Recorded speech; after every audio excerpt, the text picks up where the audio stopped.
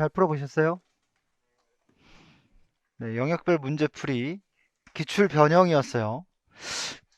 여러분들 기출 외의 문제는 한 어느 정도 비중이 되나요? 오늘 푸셨던 문제 중에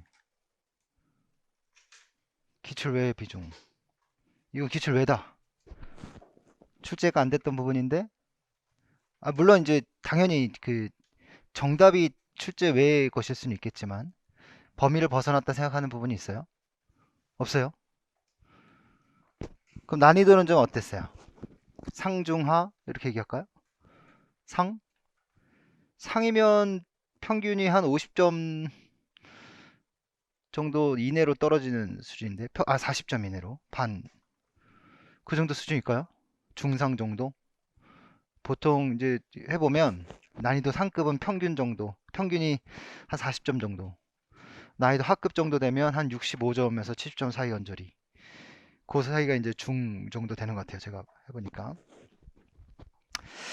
오늘 문제 중에 꽤 의미 있는 문제가 하나 있었어요. 기억이 나실지 모르겠지만, 우리가 이제 앞으로 7월달, 8월달, 9월달, 10월달, 11월달, 그리고 실제 시험에 갈 때까지 굉장히 중요한 부분 중에 하나의 문제가 있었어요.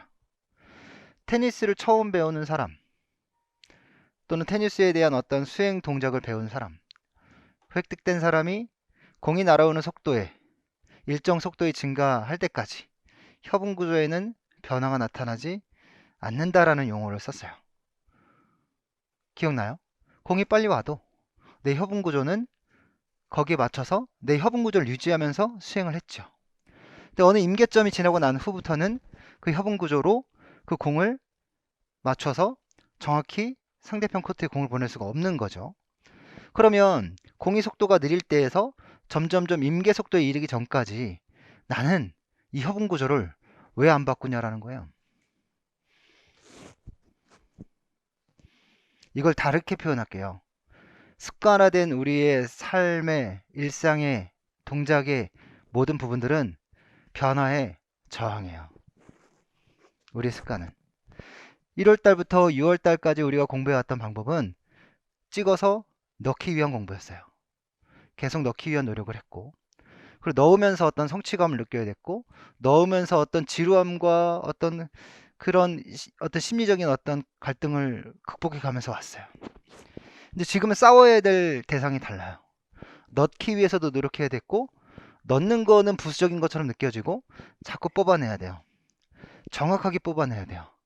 난 그동안 알고 있었다라고 생각했는데 실상 뽑아내지 못해서 난 잘 모르는 것처럼 보여요.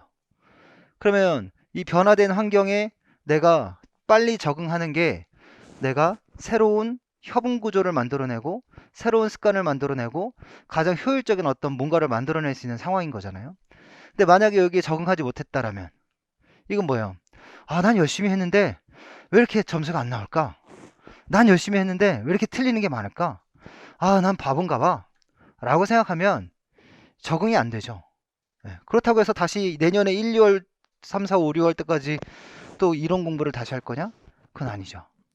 빨리 바뀌어야 되죠.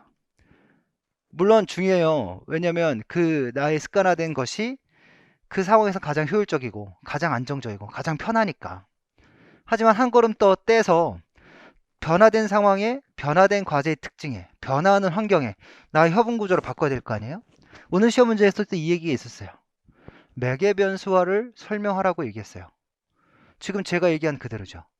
과제 특성에 따라 환경적 변화에 따라 협응 구조를 변화시키는 것. 그래서 원하고자 하는 최상의 결과를 만들어내고자 하는 게 매개 변수화죠. 이건 어디서나 설명하고 있는 내용들이에요. 우리는 그럴 시점이에요. 변화해야 할 시점이에요. 그리고 최대의 성과를 얻어내기 위한 노력을 해야 되는 시점이고요. 지금 발견된 오류는 뭐예요? 땡큐죠. 감사할 일이에요. 빨리 발견해서 너무 좋다. 그래서 빨리 보완하고 시험장에 가서 정답 맞추자. 히딩크 감독이 5대 0으로 프랑스에 졌을 때 그때 상황인 거예요. 만약에 여러분들이 많이 틀렸다라고 얘기한다면. 그리고 4강 진출했잖아요. 우리는 임용시험 합격하고 내년에 현장 가면 끝. 논리는 단순해요. 대신 습관을 바꿀 때, 습관을 만들 때 얼마나 많은 노력이 있었겠어요? 그럼 새로운 습관을 바꾸기 위해서는 한 걸음 내딛는 것도 중요하지만 한 걸음 내딛어서 그것을 습관으로 만들기 위한 끊임없는 노력이 되게 중요하겠죠. 그게 다예요. 근데 이런 습관이라 너무 웃기잖아요. 금방 원래대로 돌아와요. 금방 익숙했던 것으로 돌아와요. 욕구 이론 기억나시죠? 욕구. 우리 동기가 결정되는 것. 습관의 강도. 근데 이 습관의 강도가 지나치게 습관화되면 긴장 상황에서 이 습관화된 동작이 나타나는 거죠. 그럼 긴장 상황에서 어떤 변화된 동작이 나타나게 하고 새로운 폼이 나타나게 하고 그것이 최대 성과를 나타나게 하고자 하는 어떤 폼이었다라고 한다면 그 폼을 뭘로 만들어야 되는 거예요? 습관으로 만들어야 되는 거죠. 나에게 익숙한 것으로 만들어야 되는 거죠. 그렇죠? 그런 과정이 중요한 시험이었습니다. 잠시만요.